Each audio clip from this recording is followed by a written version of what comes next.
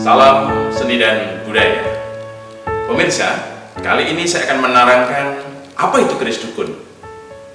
Saat ini banyak sekali pembiasan informasi, pendangkalan informasi, sehingga mengakibatkan seringkali istilah dukun disalahartikan.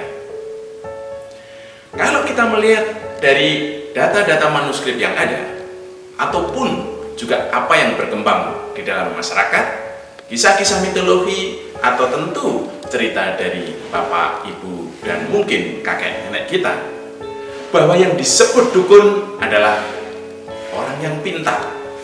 Yang disebut dukun adalah orang yang bisa memberi solusi. Dan yang disebut dukun adalah orang yang pinunjul, artinya memiliki kemampuan di atas rata-rata. Oleh karena itu, seringkali dukun dipahami sebagai orang yang memiliki kemampuan khusus, keahlian khusus, sehingga seringkali dianggap sakti. Dukun pada umumnya merupakan satu julukan, sebutan yang diberikan kepada masyarakat, kepada beliau-beliau yang memiliki kemampuan lebih, kepada beliau-beliau yang mendarmakan hidupnya kepada masyarakat luas, bahkan seringkali dengan kemampuannya mengabdikan diri kepada alam semesta. Sayangnya, saat ini terjadi banyak sekali pembiasan-pembiasan karena dukun dianggap memiliki kemampuan lebih. Seringkali banyak oknum-oknum yang menyalahgunakan tentang pengertian nama dan istilah dukun.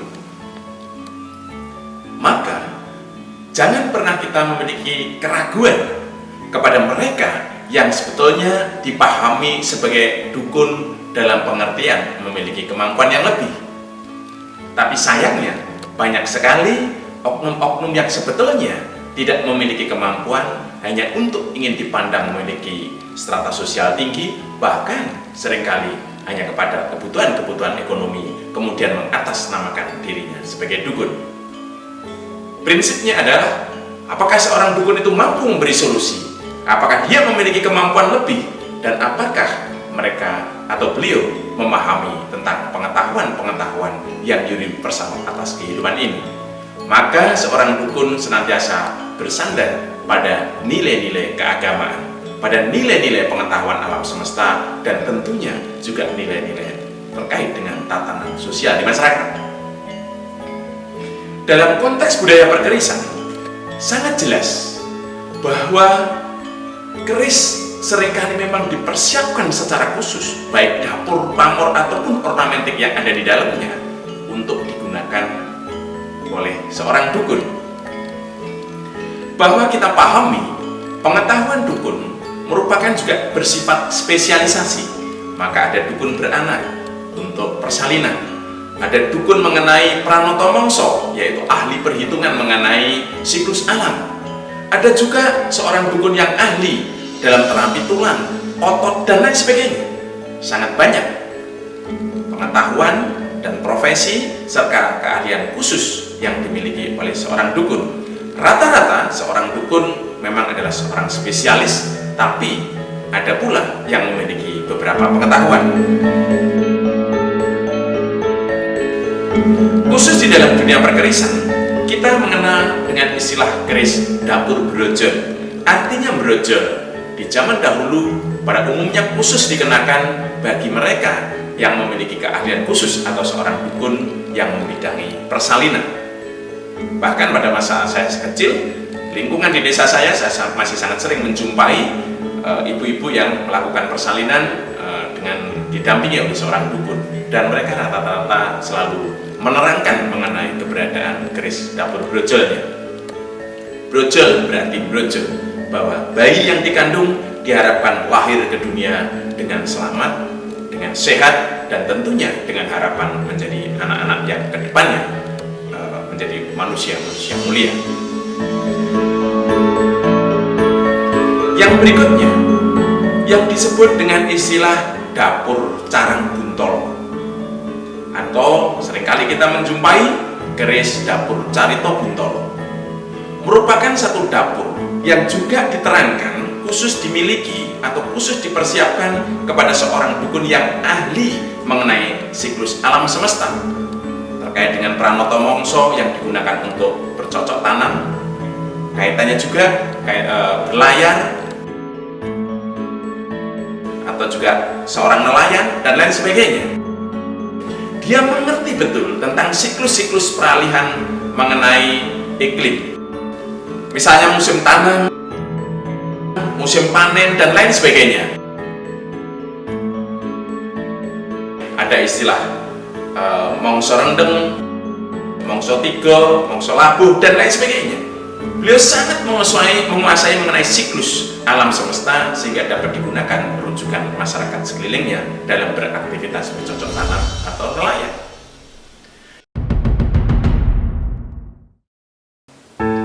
Demikian juga kita mengenal ada namanya dapur ragas. Dapur ragas, ragas artinya adalah tulang belulang yang telah kering. Biasanya disebutkan untuk binatang, untuk ular dan lain sebagainya. Tapi di balik simbol itu adalah dikenakan, dimiliki oleh seorang dukun ahli dalam terapi patah tulang ataupun juga tulang-tulang yang tidak tumbuh sempurna. Maka dapur keris ragas pada umumnya juga digunakan oleh seorang dukun yang mengetahui mengenai ilmu tulang.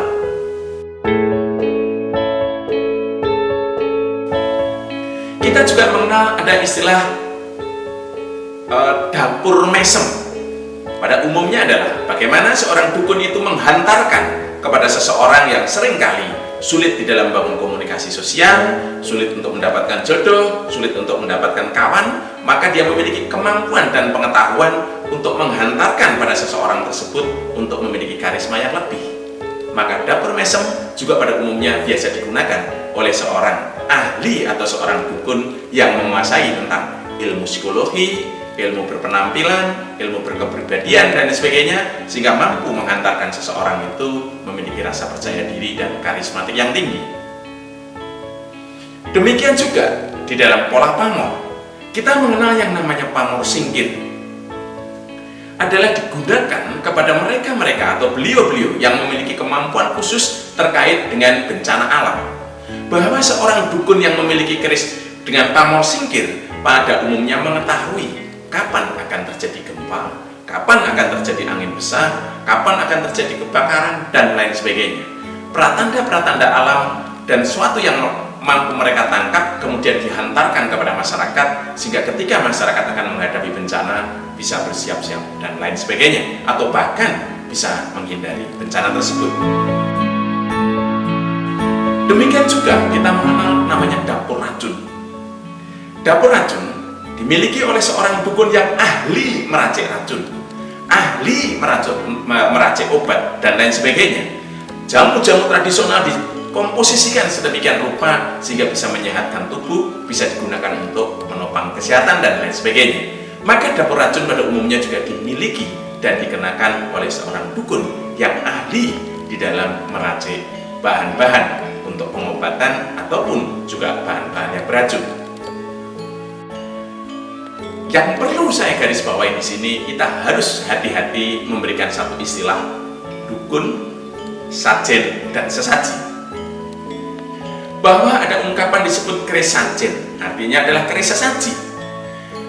Dalam pengertian ini, keris dapat digunakan sebagai bagian dari kelengkapan upakara. Bahwa keris hadir menjadi makna penting dalam hubungan manusia dengan Tuhan.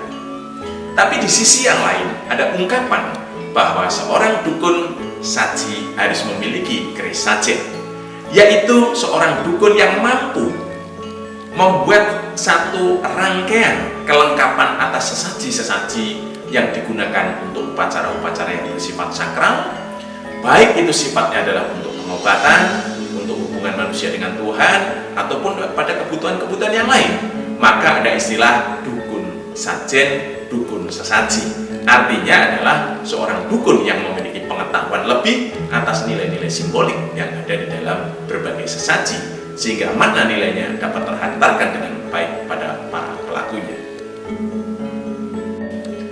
Oleh karena itu, pemirsa, hati-hati untuk kita menyebut dan seringkali memiliki pandangan minder kepada seorang dukun. Karena pada esensinya sebetulnya dukun justru dihantarkan kepada mereka yang oleh Tuhan diberi kemampuan melebihi di atas rata-rata. Oleh karena itu, seorang dukun juga dipandang sebagai orang yang suci. Bahkan di beberapa wilayah, seperti misalnya di Tengger, seorang dukun merupakan pemuka adat, pemuka agama yang senantiasa menjadi kiblat masyarakat. Demikian juga di masyarakat tradisional, kita masih banyak menjumpai dukun didudukkan sebagai orang yang memang memiliki kemampuan lebih. Tentu seorang dukun tidak menguasai semua hal, tetapi seorang dukun pasti memiliki kemampuan lebih secara khusus di dalam bidang ilmu pengetahuannya. Spesialisasi keahlian dukun itulah yang perlu kita pahami dan perlu kita perhatikan. Maka seringkali tentu seorang dukun beranak tentu tidak semumpuni dari seorang dukun yang menguasai tentang pengasihan. Demikian juga tentu seorang dukun yang mengetahui tentang ilmu pranoto mongso belum tentu menguasai ilmu pengobatan. Maka kita perlu dengan bijak mendudukkan posisi keahlian seorang dukun itu sebagaimana spesialisasi keahliannya. Namun di sisi yang lain, seorang dukun pada umumnya memiliki 5 dasar kemampuan yang itu tentu menjadikan fondasi pengetahuan yang dimiliki. Pertama adalah tentunya wawasan yang sangat luas. Mereka memiliki pengetahuan yang luas di atas rata-rata dari kebanyakan masyarakat yang ada di lingkungannya. Kedua, memiliki referensi yang cukup, baik berupa naskah-naskah ataupun juga pengetahuan-pengetahuan yang diwariskan turun-temurun. Berikutnya adalah ahli menangkap simbol, bahwa seorang dukun pada umumnya dia akan mengerti tentang simbol-simbol yang ada di dalam alam lingkungan, yang ada di dalam alam dan lain sebagainya. Maka seringkali seorang dukun mengetahui ketika beberapa burung perenjak berkicau luar biasa, dia mengerti itu sebagai pertanda sesuatu. Demikian juga ketika ada ular masuk ke dalam rumah, seorang dukun tertentu akan mengetahui makna di balik itu dan lain sebagainya. Artinya seorang dukun memiliki pengetahuan yang peka dan memiliki tingkat pemahaman atas simbol-simbol yang ada di alam semesta. Yang keempat adalah seorang dukun pada umumnya juga memiliki tingkat pemahaman ilmu spiritualitas yang tinggi. Maka sebagai fondasi dasar atas pemahaman yang lebih luas itu karena pengetahuan atas dasar nilai-nilai spiritual yang cukup mendalam. Dan tentu sebagai seorang dukun secara perilakunya, secara tutur katanya, secara perbuatannya senantiasa diabdikan kepada masyarakat, sehingga rata-rata mereka mampu menekan hawa nafsunya untuk tidak terlalu terjebak pada unsur duniawi. Maka kalau kita melihat seorang dukun tidak memiliki fondasi dasar atas 5 pengetahuan itu, tentu kita meragukannya. Tetapi di sisi yang lain, bagi dukun-dukun yang memang tumbuh berkembang secara alami di masyarakat, secara natural di masyarakat, diyakini sebagai orang yang memang diciptakan oleh Tuhan menjadi bagian untuk menselaraskan kehidupan masyarakat di lingkungannya. Maka bagi masyarakat-masyarakat tertentu, seorang dukun sangat dibutuhkan. Terima kasih.